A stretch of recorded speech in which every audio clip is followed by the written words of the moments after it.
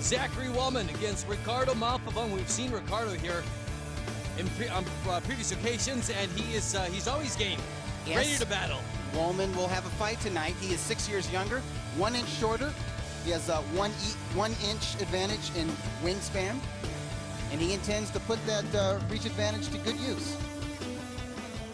There he is. Zach Wohlman. He is Freddie Roach's latest protege. Freddie's been training him for about 4 years. He believes that he has the young man ready to make his pro debut. He's seen enough in the gym that he feels Wohlman's ready. That's a long preparation, 4 years. And there's Ricardo Malfavon, no stranger to Fight Night Club watchers. He's fought Jamie Kavanaugh, Salvador Rios, and Ernesto Ocon. All prospects here on Fight Night Club. He lost to Ocon and Kavanaugh, but he scored a first-round knockout with Salvador Rios. Joe Martinez tells us more about each fighter. And here we go, ladies and gentlemen, a signature attraction scheduled for 4 rounds in the welterweight division.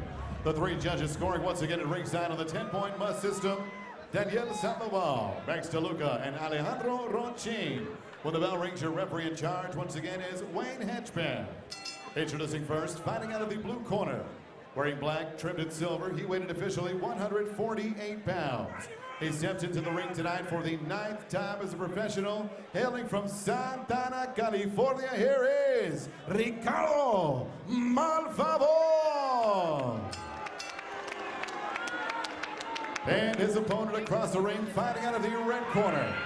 Wearing blue, he weighed in 148 pounds even. Tonight, he makes his professional debut, hailing from and representing Hollywood, California. Here is Zachary Kid Yamaka Wohlman.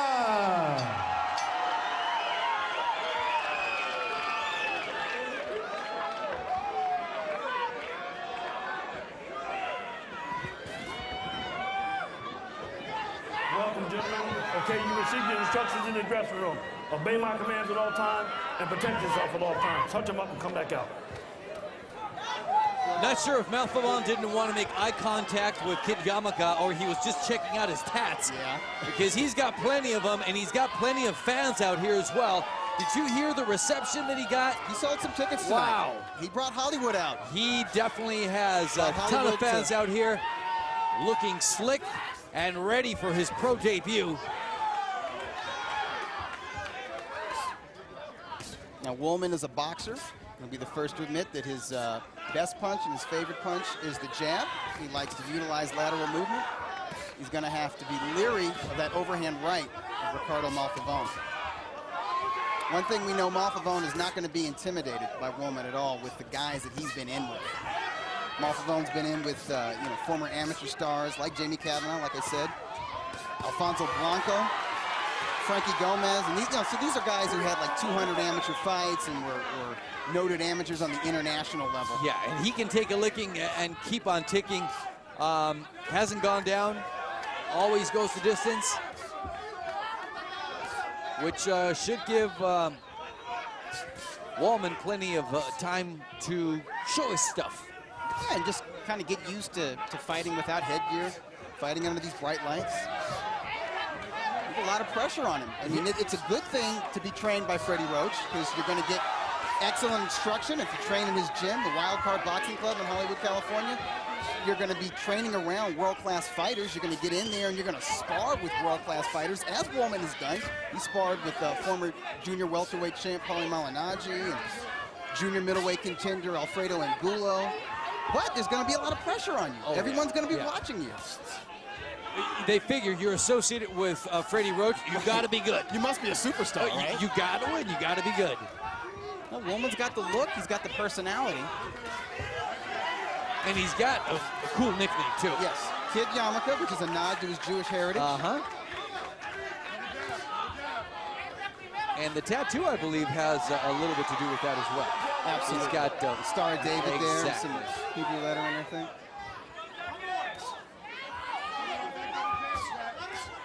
Malfavon is just going to continue to try to walk him down. He looks to load up with single power shots. Like I said, it's that overhand right that he's looking for. That was a nice counter left hook. Or not really a counter left hook. He just kind of let Malfavon lunge into it. Malfavon, He walked into it. Yeah, for it to be a counter punch, the other guy's got to throw a punch. Yes. Exactly right. That was just a well-timed left hook. He let Malfavon. Yeah, just going run forward into with it. your face doesn't make it an attempt to cause any damage, unless you're Victor Ortiz in a clinch. Malfavon is letting his hands go in these final seconds of the opening round. 10 seconds, Jen.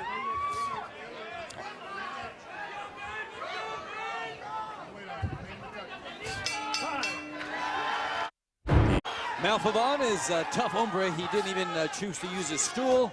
Stood during the 60 seconds. There's no need, short fight. Yeah, it's a 4-rounder. Nothing. He's a guy that has actually been very active. 4 fights in 2010. This is his 5th fight in 2011.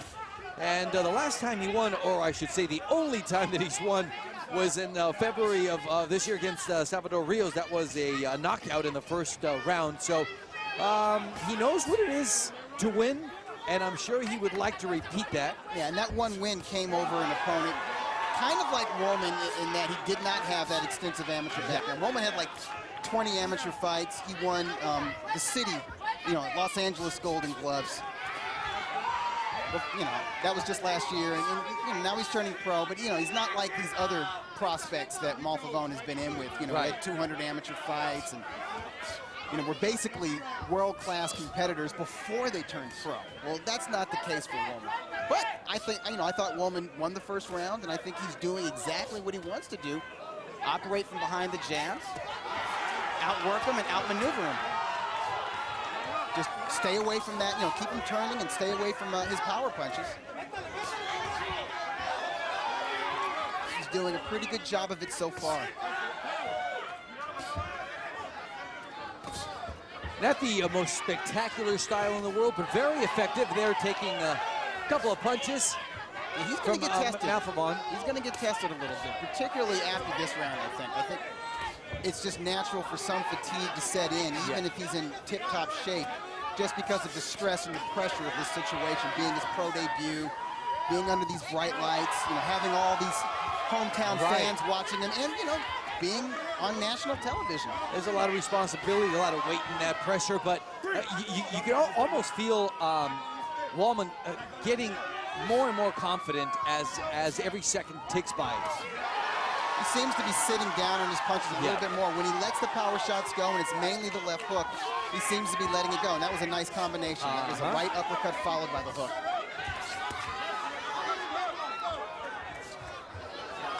And he's going to have to put punches together. You can tell he's not like a power puncher, Wohlman. So he's going to have to put punches together to get that respect from Malfavon. It's not easy to get Malfavon to respect you. He's used to walking through heavy fire.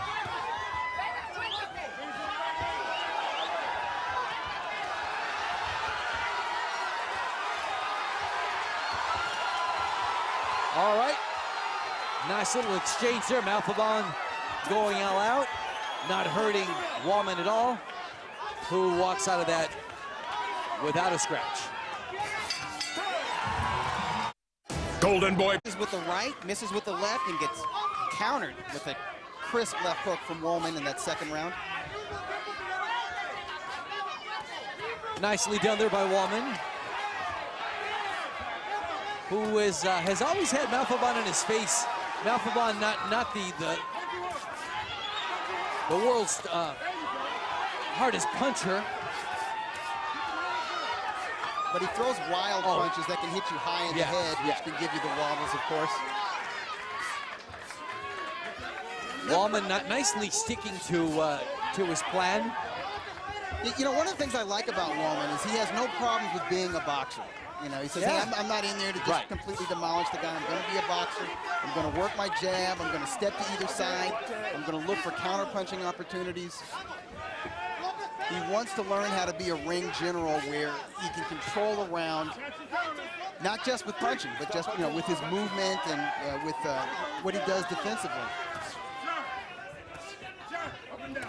Taking what the fighter, his opponent, is giving him and making it work to his advantage. And he's done that to an extent in this round. Watch your head now. Bit of a throwback style, wouldn't you say? Yeah. His look as well with absolutely. with the short shorts. Yeah. But the hair, you know, kind of reminds you of fighters from the Golden Age. Yeah. You know. Those British fighters that fought with that old British style as well. Stop punching, step back.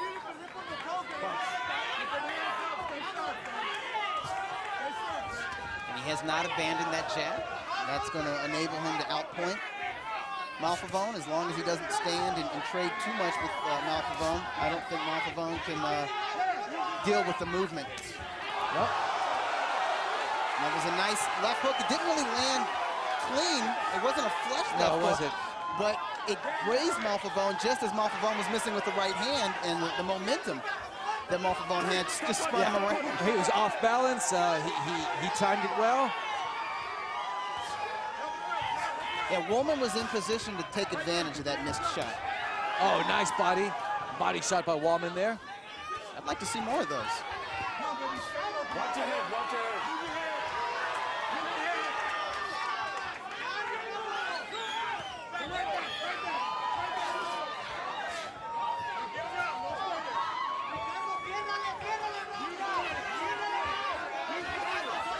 All right. Wohlman is showing some moves that are giving his fans something to cheer about. They're loving what they're seeing right now. And I like what I see.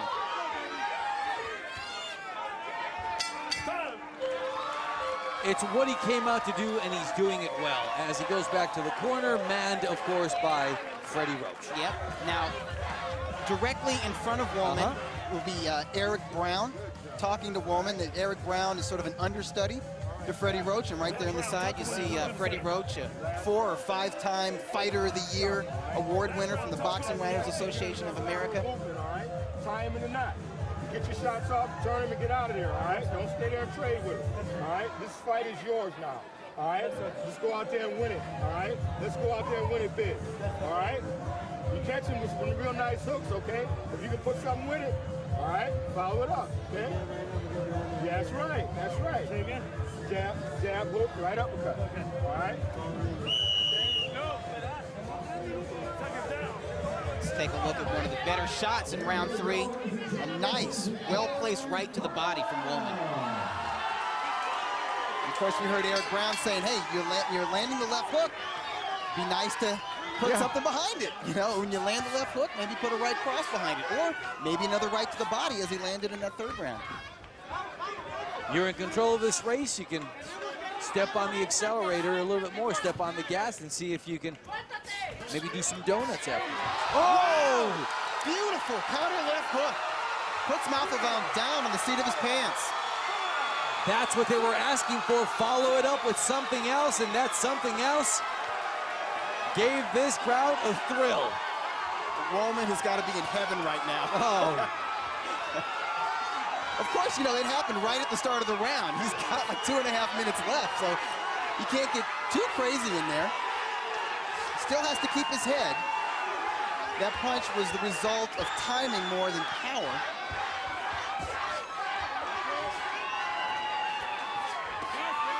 Nice combination.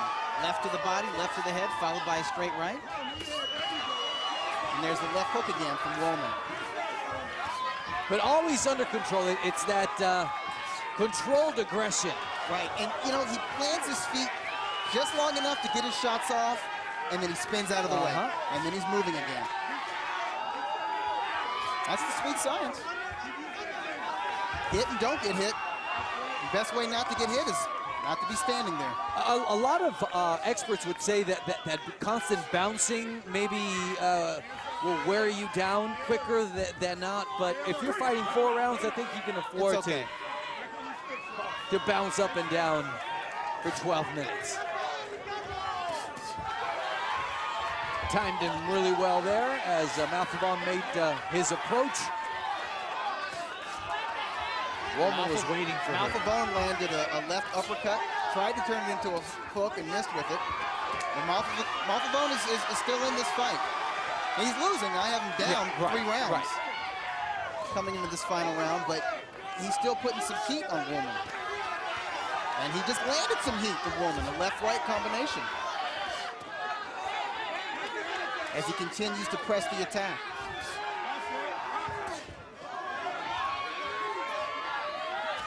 For Wohlman, there's no need to risk too much at this point. He's made a statement already. He's won all 4 rounds, and he even put Malfavon down, which a lot of fighters are not able to do. A lot of fighters who have a lot more in the way of natural ability, athletic talent, and amateur experience have not been able to put Ricardo Malfavon down. So that's a feather in Wohlman's cap, I think. Final stretch here, last 10 seconds. Wohlman's feeling it. He's tired. But you know what? So is Malfavon.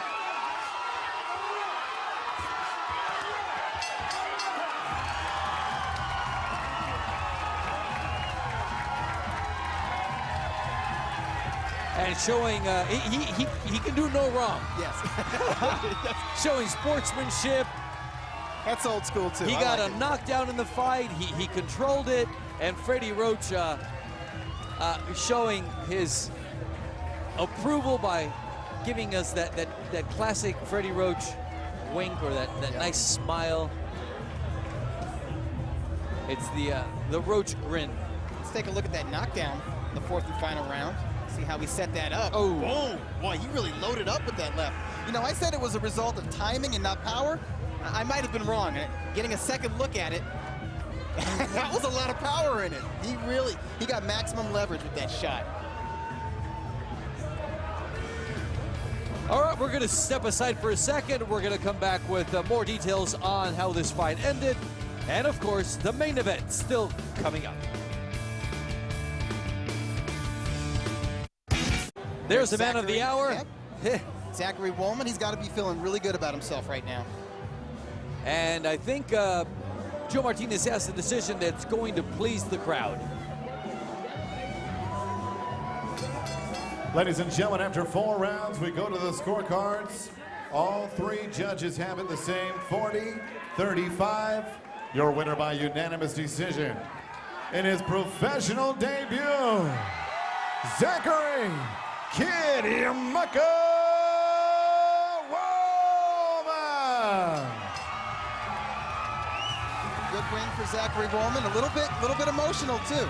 It's a big moment in his life right now. One I'm sure he'll never forget. No, absolutely not. And I think the cheering section is going to get larger and larger as his career progresses.